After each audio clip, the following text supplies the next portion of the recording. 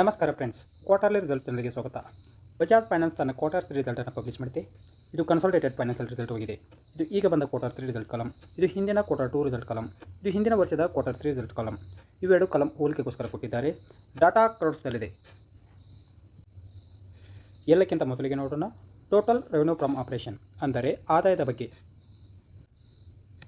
ಹಿಂದಿನ ಕ್ವಾರ್ಟರ್ 2ದಲ್ಲಿ ಕಂಪನಿಯು 17,091 crore revenue generate ಮಾಡಿತ್ತು. ಹಿಂದಿನ ವರ್ಷದ ಕ್ವಾರ್ಟರ್ 3ದಲ್ಲಿ ಕಂಪನಿಯು 14,163 crore ರೆವೆನ್ಯೂ ಜನರೇಟ್ ಮಾಡಿತ್ತು. ಈಗಿನ ಕ್ವಾರ್ಟರ್ 3ದಲ್ಲಿ ಕಂಪನಿಯು 18,035 crore ರೆವೆನ್ಯೂ ಜನರೇಟ್ ಮಾಡಿದೆ. ಕಂಪನಿಯ ರೆವೆನ್ಯೂವನ್ನು ಏರ್ ಟು ಏರ್ ಕಂಪ್ಯಾರಿಸನ್ ಮಾಡಿದಾಗ 27.3% ಅಷ್ಟು ಏರಿಕೆಯಾಗಿದೆ. ಅದೇ ಕಂಪನಿಯ ರೆವೆನ್ಯೂವನ್ನು ಕ್ವಾರ್ಟರ್ ಟು ಕ್ವಾರ್ಟರ್ ಕಂಪ್ಯಾರಿಸನ್ ಮಾಡಿದಾಗ 5.5% ಅಷ್ಟು ಏರಿಕೆಯಾಗಿದೆ. ನೆಕ್ಸ್ಟ್ ಪಾಯಿಂಟ್ ನೋಡೋಣ ಟೋಟಲ್ ಎಕ್ಸ್ಪೆನ್ಸಸ್, ಅಂದರೆ ಖರ್ಚಿನ ಬಗ್ಗೆ. ಹಿಂದಿನ ಕ್ವಾರ್ಟರ್ 2ದಲ್ಲಿ ಕಂಪನಿಯು 11,697 crore ಖರ್ಚು ಮಾಡಿತ್ತು. ಹಿಂದಿನ ವರ್ಷದ ಕ್ವಾರ್ಟರ್ 3ದಲ್ಲಿ ಕಂಪನಿಯು 9,273 crore ಖರ್ಚು ಮಾಡಿತ್ತು. ಈಗಿನ ಕ್ವಾರ್ಟರ್ 3ದಲ್ಲಿ ಕಂಪನಿಯು 12,295 crore ಖರ್ಚು ಮಾಡಿದೆ. ನೆಕ್ಸ್ಟ್ ಪಾಯಿಂಟ್ ನೋಡೋಣ ಪ್ರಾಫಿಟ್, ಅಂದರೆ ಲಾಭದ ಬಗ್ಗೆ.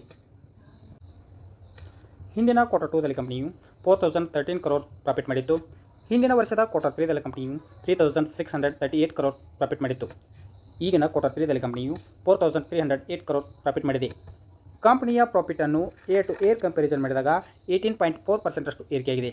ಅದೇ ಕಂಪನಿಯ ಪ್ರಾಫಿಟನ್ನು ಕ್ವಾರ್ಟರ್ ಟು ಕ್ವಾರ್ಟರ್ ಕಂಪ್ಯಾರಿಸನ್ ಮಾಡಿದಾಗ 7.3% ಅಷ್ಟು ಏರಿಕೆಯಾಗಿದೆ. ನೆಕ್ಸ್ಟ್ ಪಾಯಿಂಟ್ ನೋಡೋಣ ಅರ್ನಿಂಗ್ ಪರ್ ಶೇರ್, EPS ಪ್ರತಿ ಶೇರಿಗೆ ಎಷ್ಟು ಗಳಿಕೆ.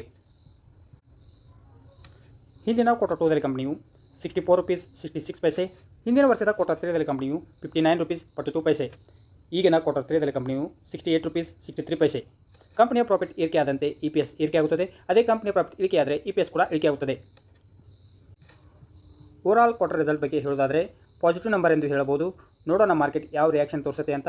ಇನ್ವೆಸ್ಟ್ಮೆಂಟ್ ಮಾಡುವ ಮೊದಲು ನಿಮ್ಮ ಫೈನಾನ್ಷಿಯಲ್ ಅಡ್ವೈಸರ್ ಸಲಹೆ ಕೇಳಿ ಇನ್ವೆಸ್ಟ್ಮೆಂಟ್ ಮಾಡಿ. ವಿಡಿಯೋ ಇಷ್ಟವಾದರೆ ಲೈಕ್ ಮಾಡಿ, ಶೇರ್ ಮಾಡಿ ಮತ್ತು ಸಬ್ಸ್ಕ್ರೈಬ್ ಮಾಡಿಕೊಳ್ಳಿ. ನಮಸ್ಕಾರ.